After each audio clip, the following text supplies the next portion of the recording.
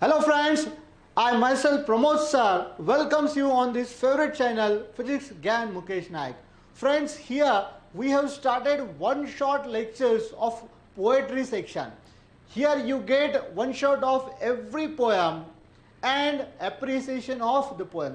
यहाँ पे आपको appreciation भी मिलेगा and हर एक पोएम का line to line explanation one shot videos भी मिलेंगे. फ्रेंड्स, इसके नोट्स भी हम प्रोवाइड कर रहे हैं. डिस्क्रिप्शन बॉक्स में आपको टेलीग्राम ग्रुप की लिंक दी गई है, so please join that group and you will get here quality notes and quiz. यहाँ पे हम आपकी क्विज भी लेने वाले हैं, तो यार जल्दी से डिस्क्रिप्शन बॉक्स में लिंक दी गई है, लिंक आपके फ्रेंड के साथ शेयर भी करना है and join the group soon. Okay, so let's start today's poem. Have you earned your tomorrow? Friends, generally हम अर्निंग करते हैं, ठीक है ना. By doing some work we get money in return. यहाँ पे एक ऐसा टाइटल दिया है पोएट ने, Have you earned your tomorrow? तो फ्रेंड्स, हम अपना कल कभी कमाते नहीं है, लेकिन यहाँ पे देखिए ये बहुत ही मोटिवेशनल इंस्पिरेशनल पोएम है. तो चलो देखते हैं पोएट का यहाँ पे क्या कहना है. You have earn your tomorrow. Friends, this poem is written by Edgar Albert Guest. Edgar Albert Guest was an American. He was born in actually England, but he brought up in America, and he is well famous as people's poet. दोस्तों, ये people's poet नाम से बहुत ही famous है. It is only because the poems which he have written. Friends, इन्होंने लगभग nearly about 11,000 poems लिखे. बाप रे बाप, 11,000 poems लिखे, and all poems having very inspirational message. हर एक पोएम से एक इंस्पिरेशनल मैसेज मिलता है.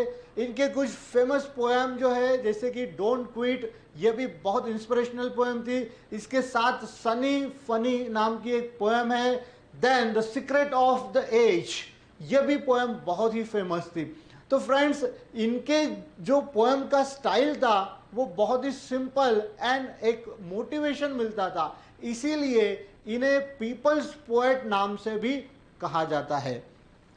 देन इनका जो बचपना था वो मतलब when he was just 10 years old, his family shifted to America. जब वो 10 साल के तभी ये शिफ्ट हो गए and he started his writing career when he was just 14 years old, may be younger than you. भाई 14 साल, आप तो मे बी 15-16 के हो गए.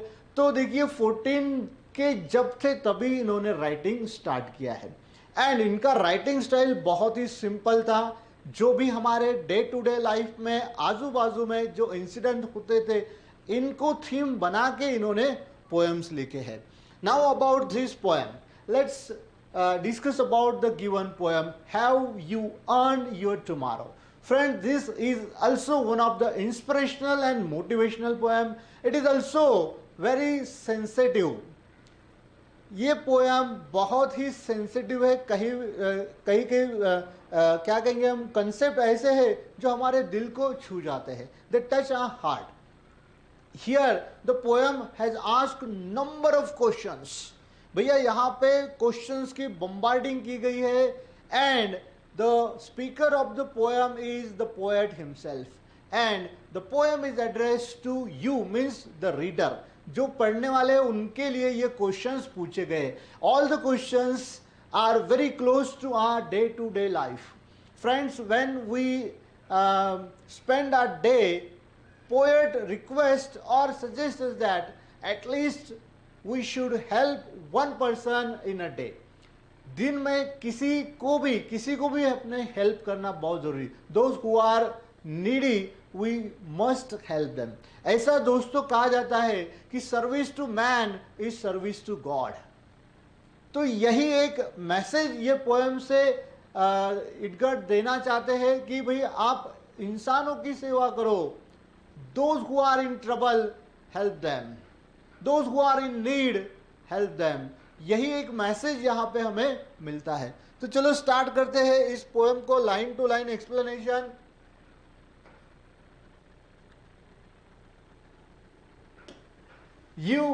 How you earn your tomorrow. Friends देखिए, ये जो टाइटल है ये इटसेल्फ इन्वर्जन में लिखा गया है। Generally we write the statement you have earn your tomorrow, but the title itself is a question. ये जो टाइटल है इसका यही एक क्वेश्चन है, and it is very close to our day to day life. Have you earn your tomorrow. Second, earn here means reward, and tomorrow is metaphorically used about our future. Means the poet wants to say that if you do some good things today for the others, you get one day more to live. बहुत simple message है दोस्तों। अगर आज आप अच्छा करोगे तो एक दिन आपको ज्यादा मिलेगा, यानी कि you will get better future. एक दिन तो नहीं मिलता है, ठीक है, नोबडी नोस आ लाइफ स्पैन, हम कितना जीने वाले हैं ये किसी को भी पता नहीं होता है। लेकिन एक ऐसा था कि अगर हम कुछ अच्छा काम करेंगे तो हमारा लाइफ भी बढ़ जाता है, because of the blessings of others. जो दूसरों के ब्लेसिंग्स मिलते हैं उससे हमारा लाइफ बढ़ सकता है, ऐसा पोएट का कहना है। तो चलो स्टार्ट करते हैं फर्स्ट लाइन से। First stanza, the poem having 4 stanzas and each stanza having 4 lines. It has a specific rhythm और what we can say rhythm couplet, that is A A B B. इसका जो rhyming scheme है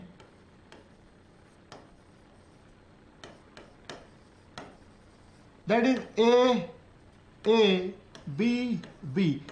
friends, जब भी किसी poem का rhyming scheme A A B B इस तरीके का होता है तो उसे राइमिंग कपलेट भी कहा जाता है, यानी कि 2-2 पैर का होता है, जैसे कि ए ए बी बी, ठीक है ना, वे डे टुडे थ्रू यू, इस तरीके से इसका स्कीम दिया गया है। तो चलो स्टार्ट करते हैं फर्स्ट स्टैंजा से। Every stanza opens with a question and number of questions are asked by the poet. यहाँ एक क्या कहेंगे हम, the poem is talk about a person, maybe he or she, किसी एक इंसान के बारे में कहा गया है, and the poem is addressed to reader. Reader के लिए एड्रेस किया गया, ये सारे क्वेश्चंस रीडर के लिए पूछे गए हैं। तो चलो स्टार्ट करते हैं।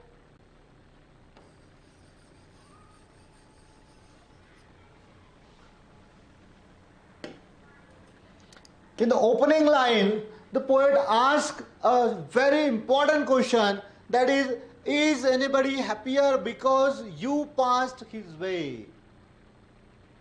Is anybody happier because you passed his way? क्या आपके वजह से किसी इंसान को खुशी मिली है क्या? क्वेश्चन है, देखो, is anybody happier because you passed his way? Does anyone remember that you spoke to him today? Means the poet wants that we should speak with others, and when we speak others we care about them, so that caring and sharing makes the person, listener, happy, and that is the real gift which we want or which we get. And the poet says that by doing this we get a more day to live. एक दिन ज्यादा मिल जाता है। This day is almost over and it's toiling time is through. Toiling time, toiling time का meaning होता है दोस्तों जो भी हार्ड वर्क होता है,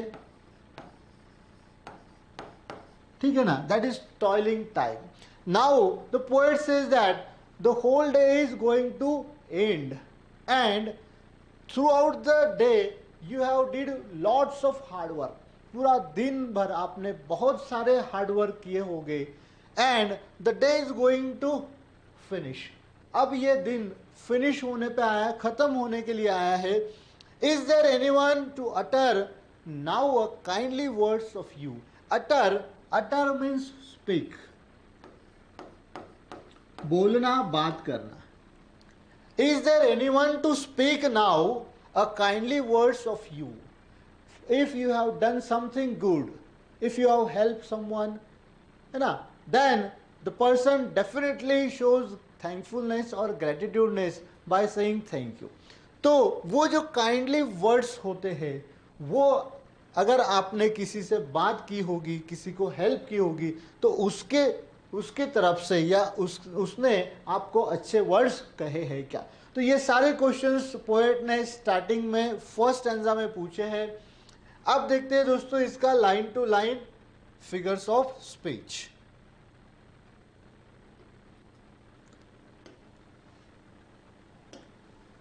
फ्रेंड्स यहां पे देखिए एक बहुत ही कॉमन फिगर ऑफ स्पीच है throughout the poem, that is interrogation. हर एक यहां पे बहुत सारे क्वेश्चंस पूछे गए हैं, तो एक फिगर ऑफ स्पीच हर जगह मिलेंगी हमें, दैट इज इंट्रोगेशन।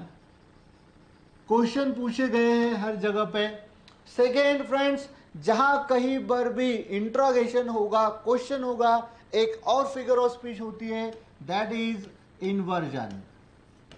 ये दोनों साथ में ही होते हैं, ये दोनों फिगर ऑफ स्पीच हमेशा साथ में ही होते हैं। ऐसा नहीं होता है कि क्वेश्चन है लेकिन इन्वर्जन नहीं है।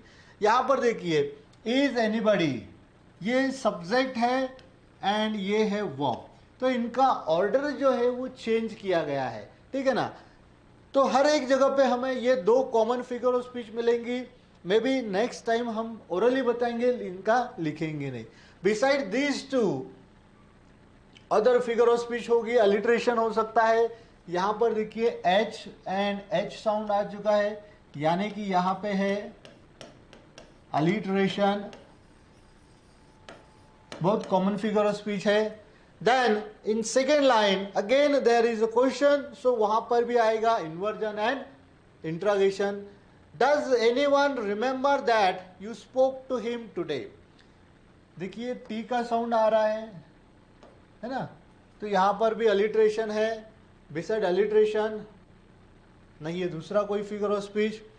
This day is almost over and it's toiling time is through. Toiling time, friends time जो होता है वो ना ही हार्ड होता है ना ही इजी होता है, ठीक है ना। लेकिन यहां पर क्या हुआ है, इसका जो एडजेक्टिव है हार्डनेस, ये पास हो चुका है पर्सन से लेके टाइम के तरफ, यानी कि कोई एडजेक्टिव पर्सन से लेके, ह्यूमन से लेके टाइम के तरफ पास हो रहा है। अभी हार्डनेस, ठीक है ना, ये ह्यूमन बीइंग से रिलेटेड था, लेकिन ये कहां पास हो रहा है, टाइम के लिए। अगर इस तरीके से पास होता है तो यहां पे एक फिगर ऑफ स्पीच है ट्रांसफर्ड एपिथेट। ट्रांसफर होता है ना, इसीलिए उसको ट्रांसफर एपिथेट। एपिथेट का मतलब है एडजेक्टिव, तो एडजेक्टिव एक दूसरे से पास होता है, ट्रांसफर होता है, इसीलिए इसे कहते हैं transfer epithet. Beside transfer epithet there is T sound, so यहां पे अलिट्रेशन भी है।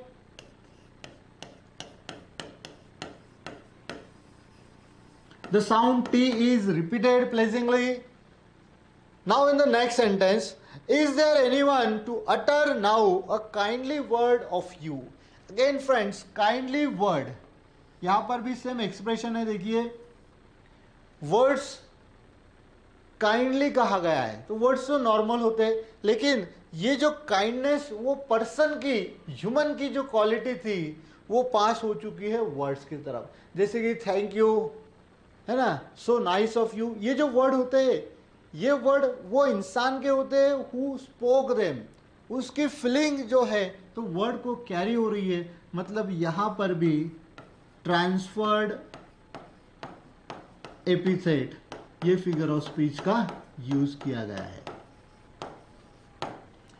देन यहां पर अगर दूसरी कोई फिगर ऑफ स्पीच है, अलिट्रेशन वगैरह, टी का साउंड है, कॉन्सोनेंट साउंड अगर है तो बनेगा, ठीक है ना। एंड यहां पर इन्वर्जन भी है, इंट्रोगेशन भी है।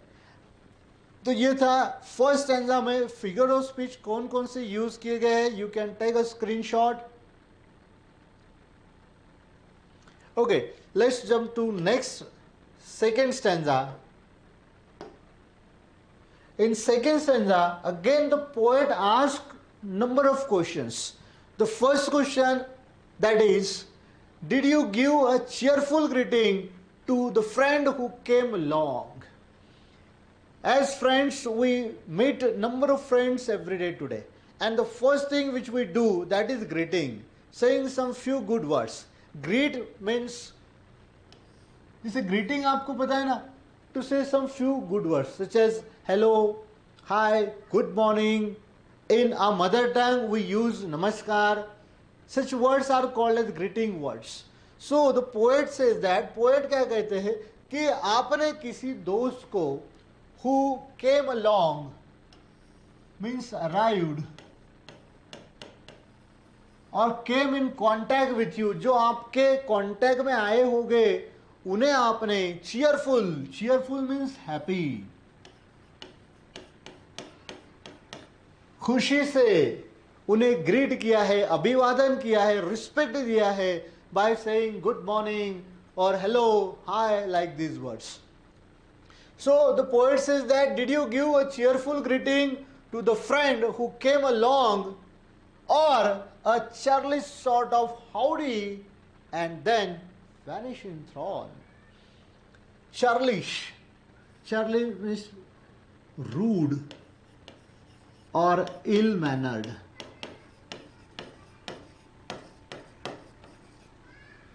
जिनके पास मैनर नहीं होता है, मैनरलेस, जिसको स्टूपिड भी कहते हैं हम, ठीक है ना, तो जिस तरीके से होता है चर्लिश, और a churlish sort of howdy. Howdy का मतलब है दोस्तों ग्रीट करना, हेलो या फिर हाय, है ना, ये इनफॉर्मल वर्ड होता है. जैसे हमारे तरफ नमस्कार या फिर आप जो कहते हैं कि हेलो, हाय, इस तरह के. तो ये वो एरिया में, वेस्टर्न एरिया में, वहां पर ये वर्ड यूज किया जाता था, howdy. And then vanish in the throng. Vanish means disappear हो जाना.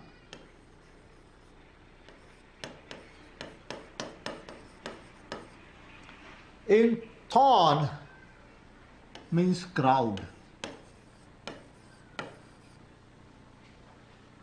Here in second line of second stanza, the poet says that, have you came in contact with someone and you greeted him by saying hello or hi, and suddenly you went away from that place.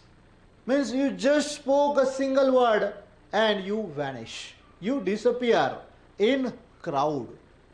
आपने किसी से बात की, किसी से मिले, and सिर्फ कुछ मिनट में आपने उनसे बात की, जस्ट सेइंग हेलो और हाय एंड यू वेंट अवे, और आप चले गए.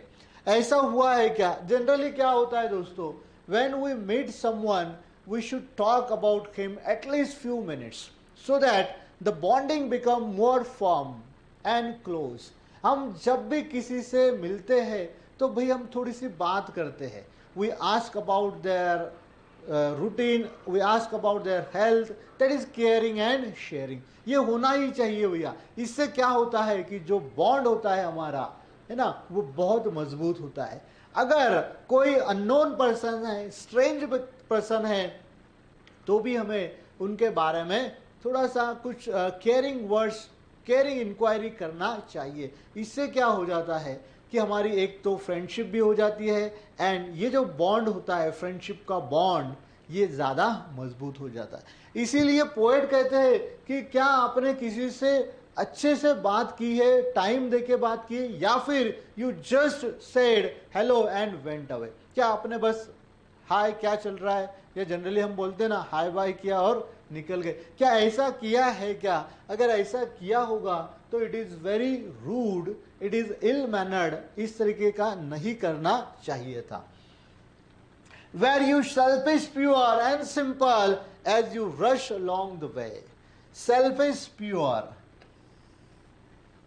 Selfish का मतलब होता है to think about self और the profit, खुद का ही बारे में सोचना. तो ये अच्छी बात नहीं है. दो human being is selfish animal, still we should think about others. ये सही है कि ह्यूमन बीइंग एक सेल्फिश एनिमल कहा गया है, लेकिन ये भी सही है कि we should think about others, at least we should do one good thing for others in a day. एक दिन में हमने किसी के भी लिए कुछ तो भी अच्छा करना चाहिए। तो यहाँ पे पूछा है कि were you selfish pure and simple as you rush along the way. Rush means to go quickly, जल्दी से चले जाना। आपने किससे मिले होंगे, एंड अगर आप किसी को सेल्फ पर्पस के लिए मिले होंगे, सेल्फ प्रॉफिट के लिए मिले होंगे एंड तुरंत चले गए होंगे, तो ये भी नहीं करना चाहिए था, इसका ये पोएट का कहना है।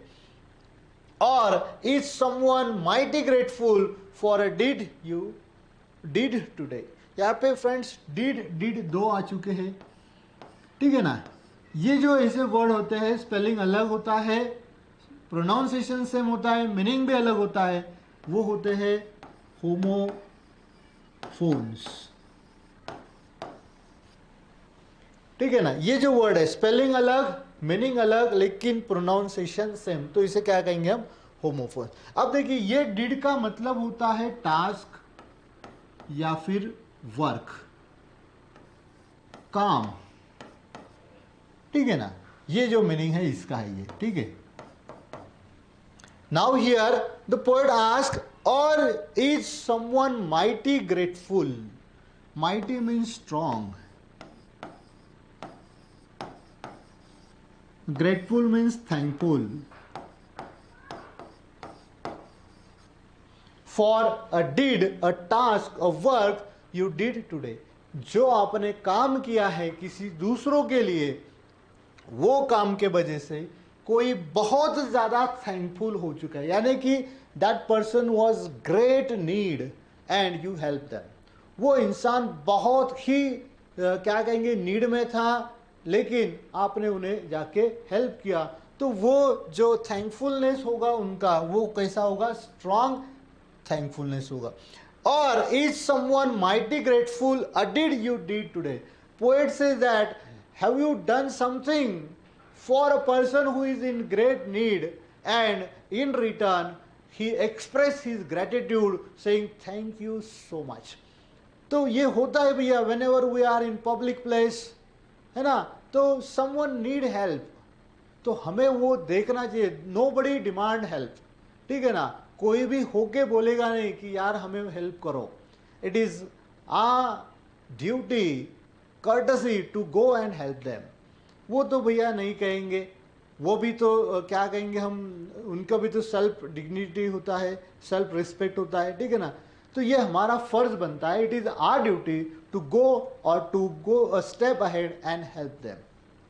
तो हमें उन्हें जनरली सीनियर सिटीजन के लिए या फिर anyone who is in need, किसी के भी लिए भी हम हेल्प करना है। तो ये स्टैंजा में पोएट ने ये कहा है। न्यू वर्ड्स है यहाँ पर, इसका स्क्रीनशॉट ले लीजिए। चलो अब डिस्कस करते हैं फिगर्स ऑफ स्पीच के बारे में। The whole poem is in question format, तो इंट्रोगेशन एंड इन्वर्जन तो हर जगह पे है। Beside this let's see cheerful greeting. Again दोस्तों यहाँ पर ट्रांसफर एपिथेट का भी बहुत यूज किया गया है। चीयरफुल मीन्स हैप्पीनेस, वो एक दूसरे से पास हो रहा है, तो यहां पर ट्रांसफर एपिथेट ये फिगर ऑफ स्पीच है। देन ठीक है, एक ही है, अलिट्रेशन अगर होगा तो देख लो, कोई साउंड अगर डबल आ रहा है, नहीं है कोई भी sound. Then or churlish sort of howdy and then vanish in throng. यहां पर देखिए एस साउंड नहीं है कहीं पर भी, तो टी का साउंड है, यहां पे अलिट्रेशन है। ओके, तो यहां पर एक ही फिगर ऑफ स्पीच है, that is alliteration.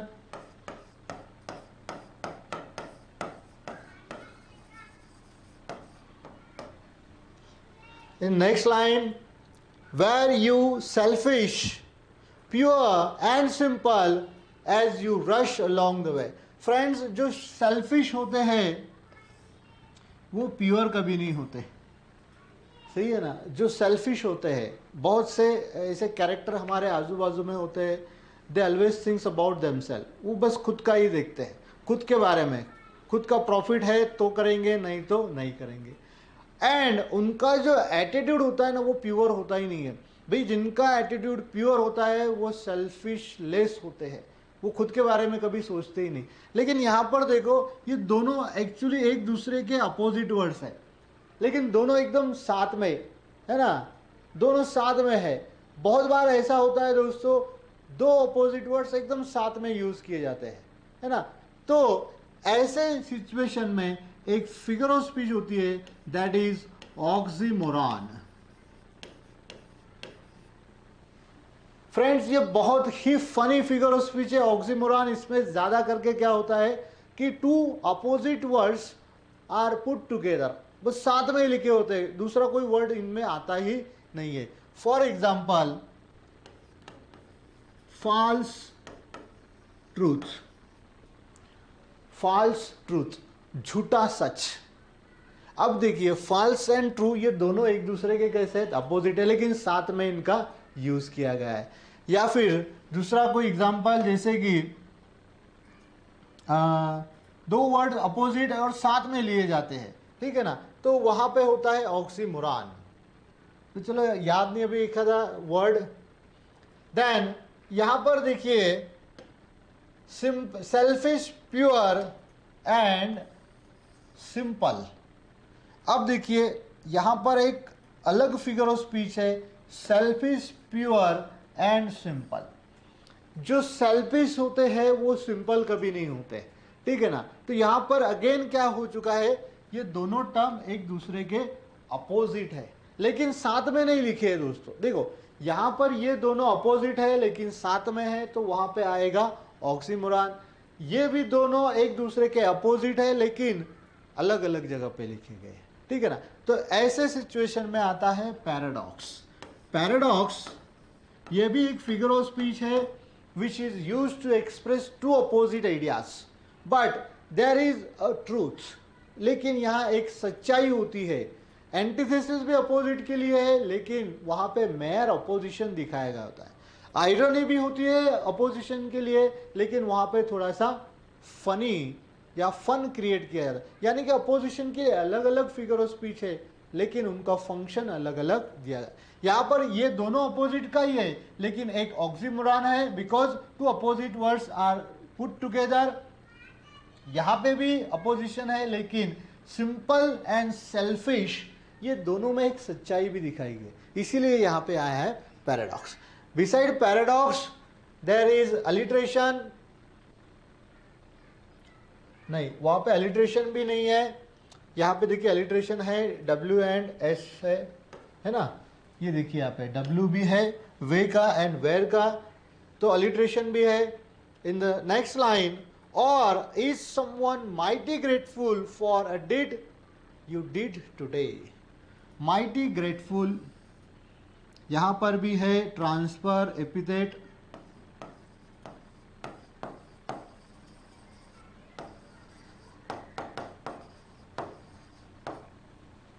Beside transfer epithet यहाँ पर अलिट्रेशन भी है। अभी ये अलिट्रेशन, रिपीटेशन ये बहुत common and simple figure of speech है। तो ये था सेकेंड स्टैंजा में जितने भी फिगर्स ऑफ स्पीच है उसके बारे में। ओके लेट्स मूव, इसका स्क्रीनशॉट ले लीजिए। Let's move to next stanza. In the third stanza, the poet asks that, can you say tonight in parting with the day that's slipping fast? Slipping fast means going fast.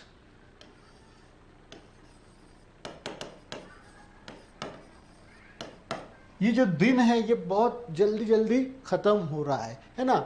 Can you say tonight in parting with the day that is slipping fast? ये जो दिन है बहुत जल्दी खत्म हो रहा है। तो when you go to bed, can you say tonight, तब हम कह सकते हैं क्या, that you help a single brother or the many that you passed.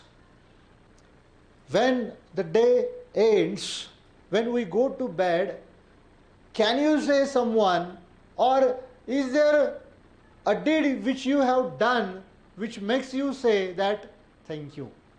क्या ऐसा कोई काम आपने दिन भर में किया है, किसी को हेल्प किया है, कि जब आप सो गए तो यू गेट अ सेटिस्फैक्शन कि नहीं यार, I have help them and I feel very happy, किसी को हेल्प करके बहुत अच्छा लग रहा है, ये दिन खत्म होने पे हम कह सकते हैं क्या? ये क्वेश्चन पूछा है, कैन यू से tonight in parting with the day that is slipping fast, that you help a single brother. Single brother means someone of many that you pass.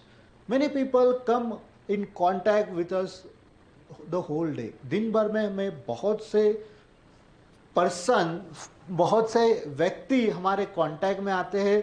Few of them are known and few of them are unknown. Strange भी होते. तो हर एक में से किसी को तो भी आपने हेल्प किया है, and that satisfaction makes you say thank you. तो ये यहाँ पर कहा गया है.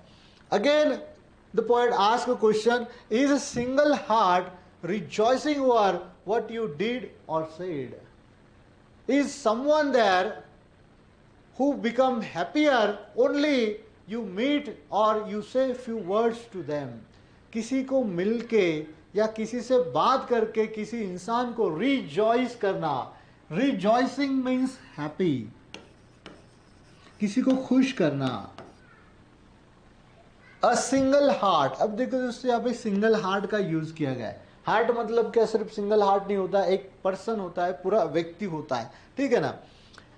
Is a single heart rejoicing or happy over what you did or said? जो भी आपने हेल्प की होगी फिजिकली, या फिर few words, sweet words you spoke to someone and that words made that person very happy. तो ये अगर आपने किया है जिसके वजह से कोई इंसान बहुत खुश हुआ है, ऐसा कोई एक्टिविटी है क्या आपका दिन भर का? Does a man whose hopes were fading now with courage and look ahead? Fade होना मतलब faint होना, means here actually very disappointed.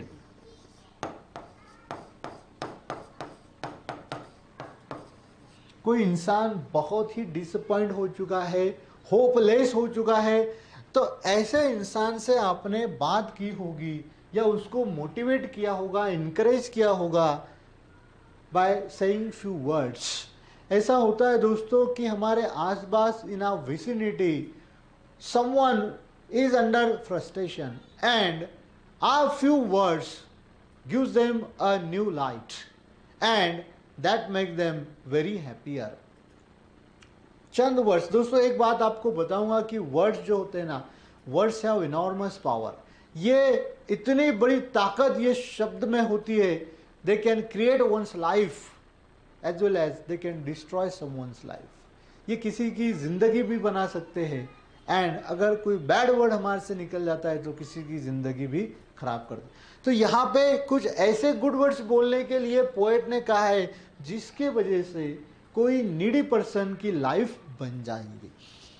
Does a man whose hope were fading now, fading means actually disappoint हो रहा है, बहुत कम हो रहा है, निराश हो रहा है, with courage and ahead, तो उसे इनकरेज किया है, मोटिवेट किया है. ऐसा कोई इंसान आपके कांटेक्ट में आज के दिन में कोई आया है या नहीं? तो ये था इसका line to line explanation with new words. Screenshot ले लीजिए. Okay, now we discuss about figures of speech. In the first line, can you say tonight in parting with the day that is slipping fast? Friends, day जो है ये non living में आएगा. that is slipping fast mean going fast, जो बहुत जल्दी जा रहा है, ठीक है ना. तो देखिए ये यहाँ पर बनेगा पर्सोनिफिकेशन, क्योंकि गोइंग फास्ट ये ह्यूमन क्वालिटी है, ये दी गई है डे के लिए। The day that is slipping fast.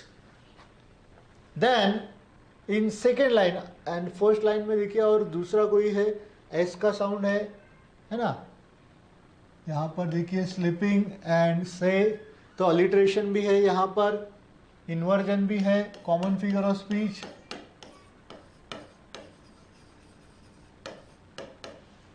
ठीक है, इन्वर्जन भी लिखना है यहाँ पे, ठीक है ना। ये कॉमन फिगर ऑफ स्पीच है throughout the poem.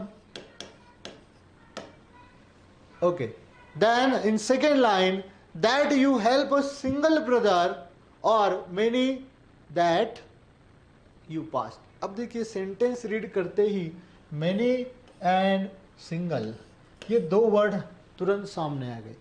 Single मतलब ओनली वन, मेनी मतलब बहुत ज़्यादा। अपोजिट है तो यहाँ पे है एंटीथेसिस, मेयर अपोजिशन दिखाया है दोस्तों, ओनली अपोजिशन। यहाँ पे ना ही फन है ना ही ट्रूथ है, ठीक है ना। Single brother of many that you past, यहाँ पे क्वेश्चन है एंड में तो इंट्रागेशन है, ठीक है ना।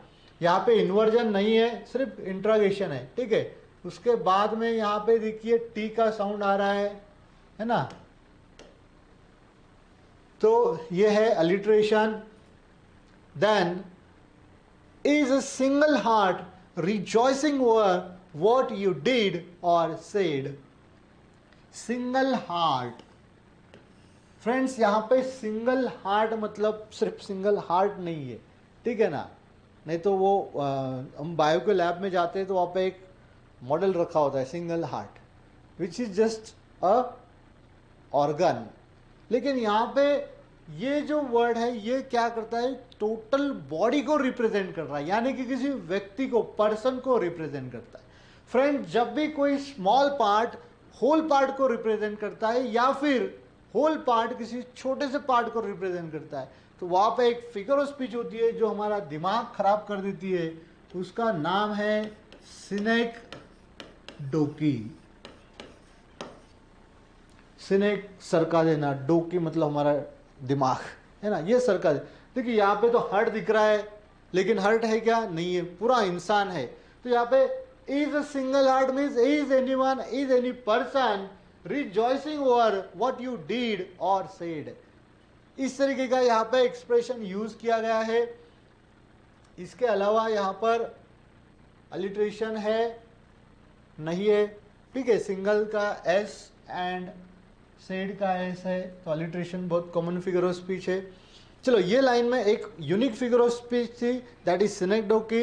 इन next line, does a man whose hope were fading now with courage look ahead. यहाँ पे डब्ल्यू साउंड है ना, तो अलिट्रेशन आएगा यहाँ पे, यहाँ पर भी डब्ल्यू है, तो एक ही फिगर ऑफ स्पीच है यहाँ पे, that is alliteration.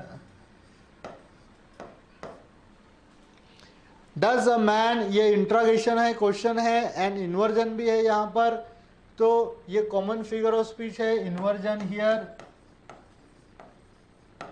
And alliteration. Alliteration लिखा भी, उसके बाद में है इंट्रागेशन।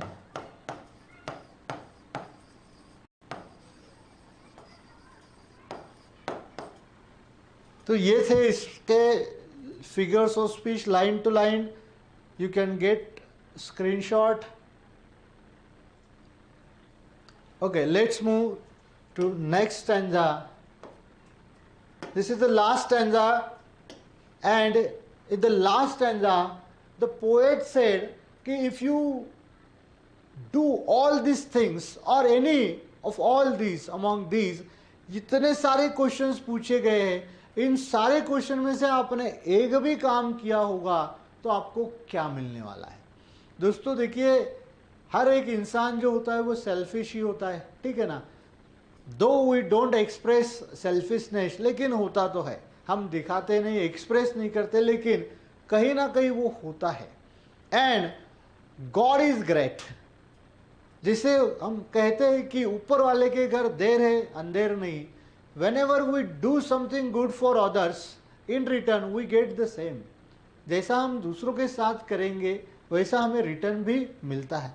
तो यहाँ पर वही आखिरी में मैसेज दिया गया है, did you waste the day और lose it, was it well और sorely spent. In the last stanza, the poet tells us that if you have done something, then you make your day. अगर आपने दिन भर में किसी को भी हेल्प की होगी तो आपने आपका दिन अच्छे से स्पेंड किया गया है. अगर नहीं किया होगा तो you waste the day. Waste मतलब विदाउट एनी स्पेशल डीड, खर्च कर देना है ना, खराब कर देना, मेक आर डे बैड, खराब कर देना, वर्स कर देना. देखिए यहाँ पे ये क्वेश्चन जो पूछे इनका रिप्लाई रीडर से एक्चुअली क्या है, निगेटिव आता है. जैसे कि इंग्लिश में कैसा होता है, अगर क्वेश्चन अफर्मेटिव है तो रिप्लाई निगेटिव आता रहता है. तो यहाँ पे पूछा है did you waste the day, तो रिप्लाई क्या आएगा, no I do not waste my day. मैंने मेरा दिन वेस्ट नहीं किया है. I have done something good and that did make me very happy. वो काम मुझे बहुत खुशी देता है. यानी कि रिप्लाई देखो कैसा होना चाहिए, negative. Did you waste the day, no I don't waste my day. Then or lose it, lose मतलब गंवा देना. गंवा कब देते, यानी कि कुछ भी नहीं हासिल हुआ. वॉज इट वेल और सॉली स्पेंट. वेल मतलब अच्छा, कुछ तो भी करने के बाद जो हमारा दिन अच्छा जाता है. सॉली स्पेंट यानी कि ये ऐसे ही हमने गवा दिया विदाउट एनी, और इसे हम क्या कहेंगे, बैडली. डूइंग नथिंग, कुछ भी नहीं किया, बस ऐसे ही उसे खर्च कर दिया. खर्च करना मतलब ऐसे ही गवा देना. अब ये कि यहाँ पे एंड में पोएट पूछते हैं कि आपने कुछ अच्छा किया है क्या, क्या आपका दिन अच्छा गया है. अगर आपने कुछ अच्छा किया होगा तो डेफिनेटली आपका दिन भी अच्छा गया. या फिर he also asked that if you have done nothing, your day is loose, your day is waste. खत्म हो गया, आपका दिन आज का कुछ भी हासिल नहीं हुआ. Did you leave a trail of kindness or scar of discontent? Scar, scar का मतलब होता है दोस्तों mark of injury. Whenever we have injury, after curing it there is a mark on a skin on a body. एक mark रह जाता है, एक साइन रह जाता है, that is scar. And trail means also a mark. देखो both having same meaning, words are different. Here is a figure of speech, इसके बारे में हम चर्चा करेंगे. Have you leave a trail, a mark of kindness by doing any good work? Have you leave a mark that in the person who you helped? वो इंसान के दिल में आपने एक जगह बनाई ली है कुछ अच्छा काम करके. मार्क मतलब कोई मार्क नहीं करता है यहाँ पे, है ना, एक प्लेस बना लेता है. हम ऐसा अक्सर कहते हैं कि किसी इंसान के पास हमारी बहुत अच्छी रिस्पेक्ट होती है, हमारे लिए एक अच्छी जगह होती है. वो कब होती है, when we do something good for them. हम जब अच्छा करते हैं किसी के लिए तो वहाँ पे हमें एक अच्छी जगह भी मिलती है, रिस्पेक्ट भी मिलती है. तो वो यहाँ पे पूछा गया है कि have you leave a mark of kindness और scar of discontent. Discontent here मतलब unsatisfaction,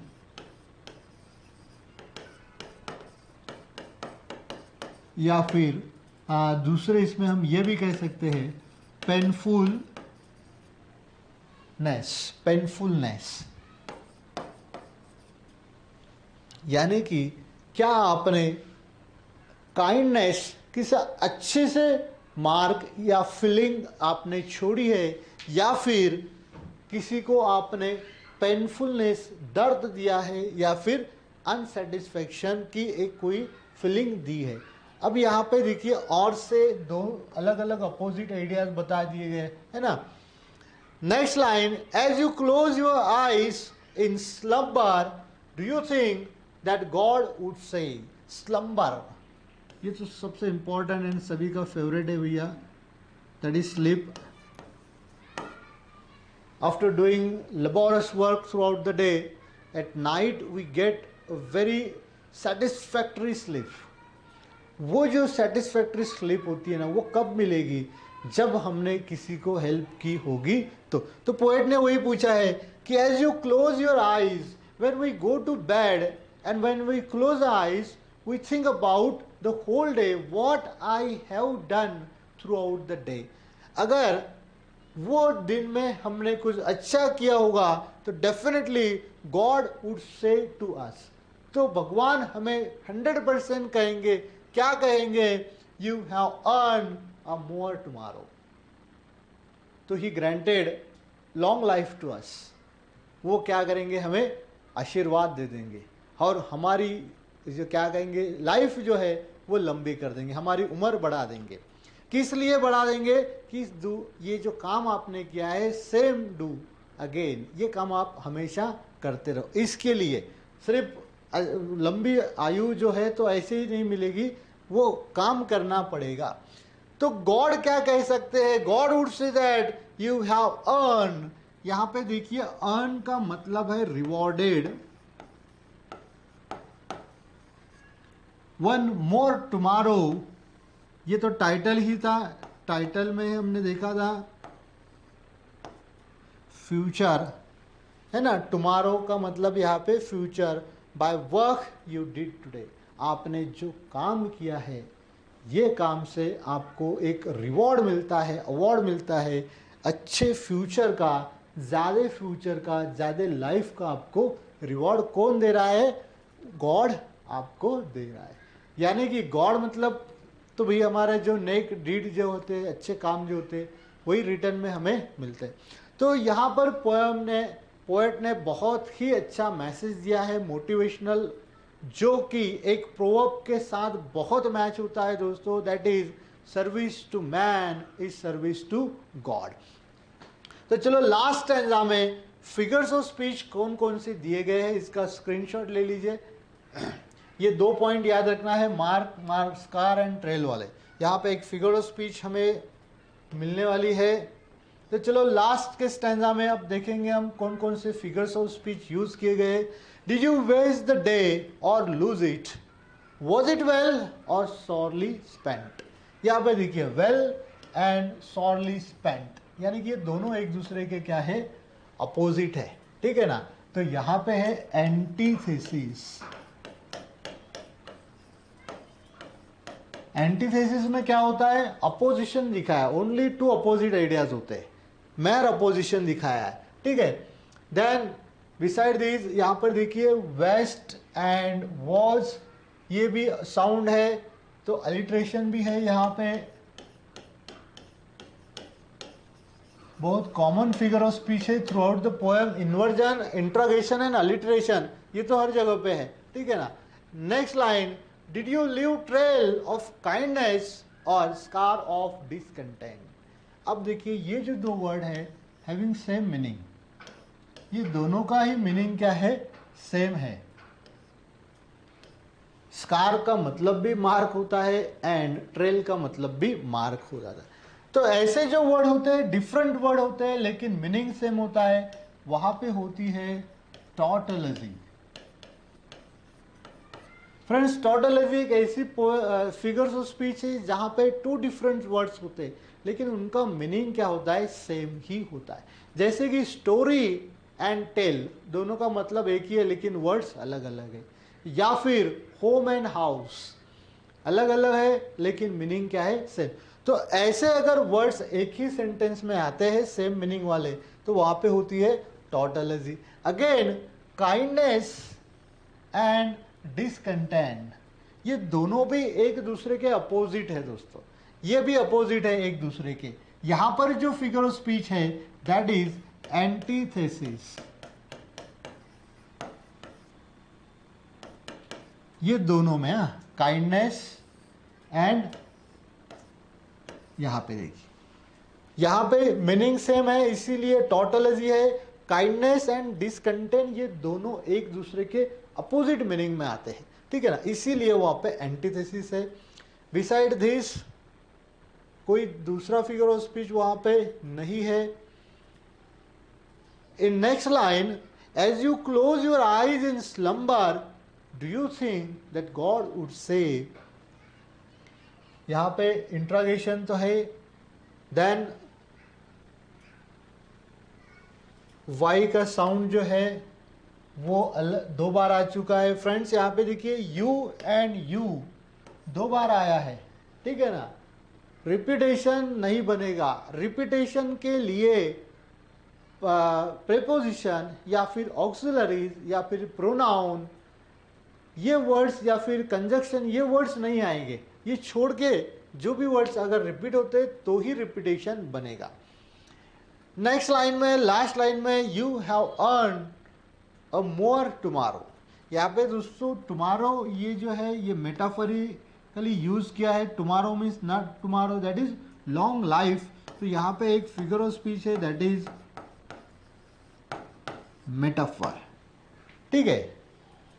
you have earn one more tomorrow by the work you did today. Question है तो इंट्रोगेशन है यहाँ पर। देन यहाँ पर वाई का साउंड आ चुका है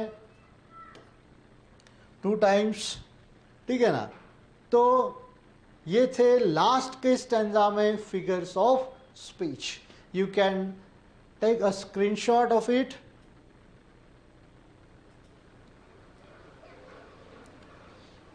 ओके फ्रेंड्स, तो ये था इस पोएम का line to line explanation and figures of speech. तो मिलते हैं अगले ऐसे ही वीडियो में। तब तक के लिए चलो मिलते हैं। Take care and have a nice day. Thank you for watching this video.